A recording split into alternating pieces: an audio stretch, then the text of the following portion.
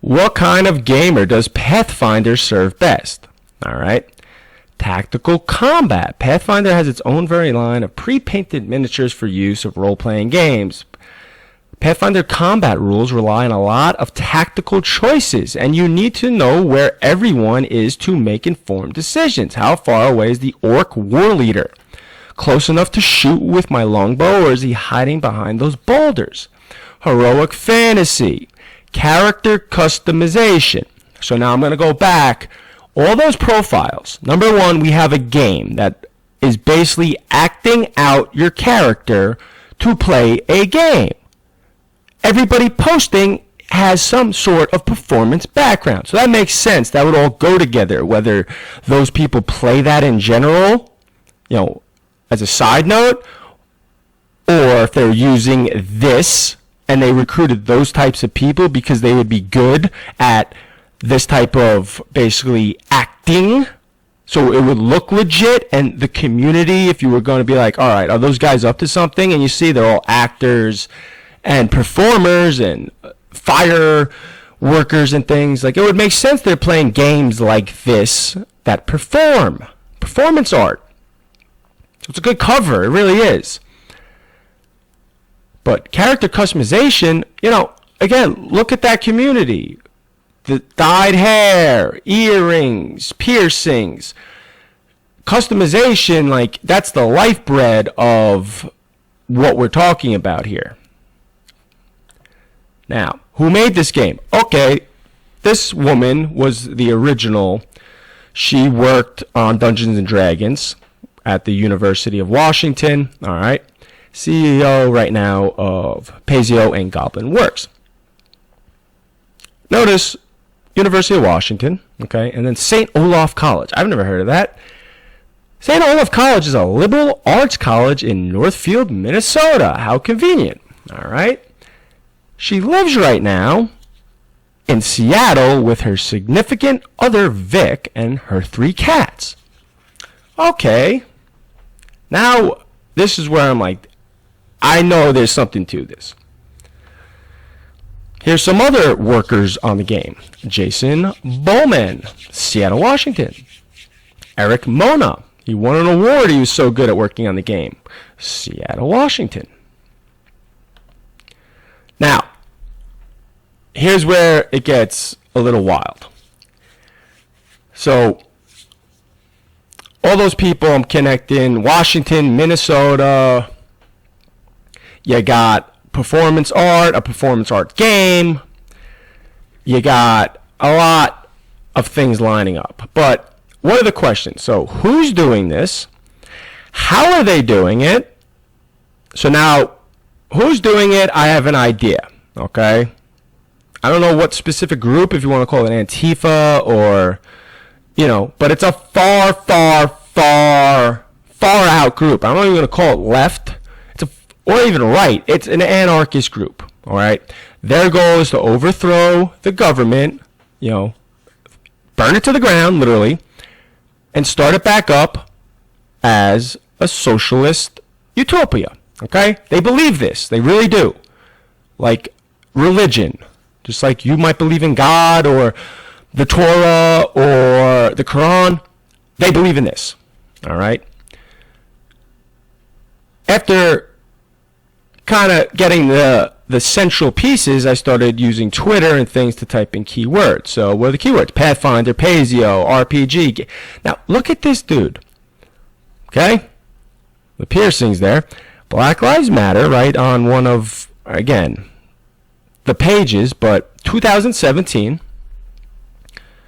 Antifa, Smash Nazis, A Better World, Tabletop, which again I mentioned before, that's what they're called. Black Lives Matter, Southern Poverty Law Center, Guy Studied Law, I mentioned. Charity, good cause, okay? So then this video is basically promoting this. Now this was a couple years ago.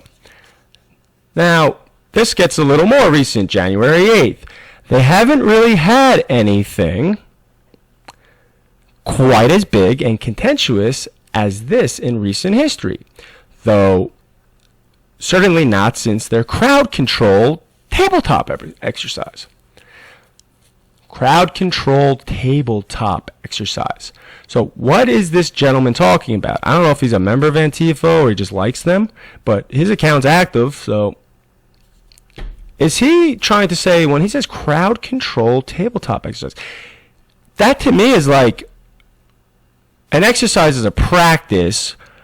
Were they practicing basically using these tabletop games in ways to communicate or write games that are basically strategy, almost playbooks for Anarchy, and then seeing how it would work out and how they could spread it to everybody? Because you got to really question right now, how are they so organized all over the place?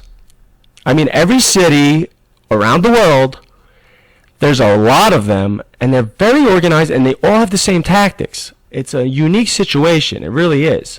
So this would make sense if they're distributing material from a game that they could get out to everybody with no one stopping it. Because again, if you go buy Call of Duty right now and order it on Amazon, nobody's looking into that. They're not thinking, oh, you want to kill Nazis because that's in the game. No, it's a game. It's a dorky game. It's not a violent people you wouldn't think. You think of, kind of the outcast, right? All right, so now we're getting somewhere.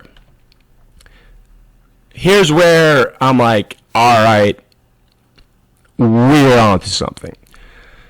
Kickstarter, okay? Black Lives Matter. So again, we have 3 questions. Who's doing this? How are they doing it? How are they communicating? And how are they being funded?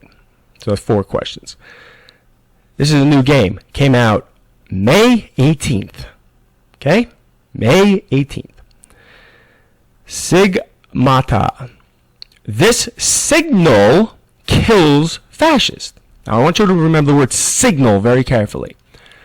A tabletop role-playing game about ethical insurgency against a fascist regime taking place in a dystopian vision of 1980s America. All right? Who made this game? Chad Walker. Minneapolis, Minnesota. Chad is a security professional and an independent game designer. So this is an independent game designer, not from Pazio or anyone else. So this is when I started to realize that it might not necessarily be one company that's doing this, but inside of these factions and groups, there's certain things that are being created in order to give direction. And this is it. Because again, to get a game, you have to get it funded, which is why he's on Kickstarter. They raise money, which I'll show you in a little bit. But Black Lives Matter, okay? Chad Walker, independent game designer. And basically, he's a security professional. So now a security professional would probably have a pretty damn good idea how to oppose police trying to do security, right? He'd be a good source. He's not a dorky, kid who's never been, outside before this. This is a guy who works in the field that they're trying to, basically the first line they got to take down. So now I want you to listen to this. Here's about the game. This signal kills fascists, a cyberpunk tabletop role-playing game about ethical insurgency against a fascist regime. Vanguard of the resistance. Receivers lead the charge against battalions of regime infantry and armor or demonstrations from the brutality of a militarized police force and neo-Nazi hooligans. So basically, the receivers, which are their team, are fighting against the oppressor and the militarized police and neo-Nazi hooligans. So what have we heard about? Police brutality. The police are bad. The police have caused more riots and everything than, it's their aggression that's causing this. And they also heard white supremacists, are basically coming in and starting problems, and it's them. All right. So you notice in all this, I haven't talked about Black Lives Matter until now, because again, Black Lives Matter is a whole separate issue. Which the shame of it is, I don't think a lot of them see this. So there's the shady part of Black Lives Matter, like any organization really, but specifically here that is out to get money. That's their goal. They want money. Then you have the people who really believe in the cause, and those people, unfortunately, get left out here.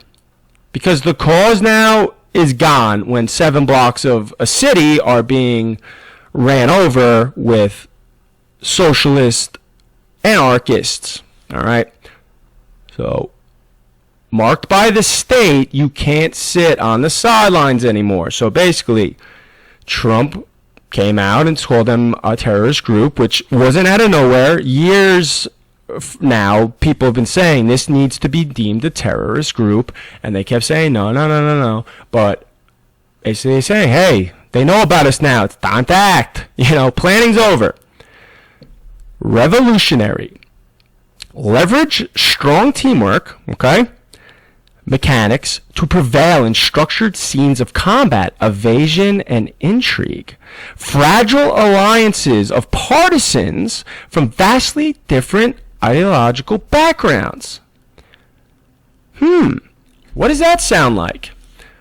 Does that sound like maybe some young 20-year-old white kids who are middle to upper class teaming up with low income, or at this point, any income minority class?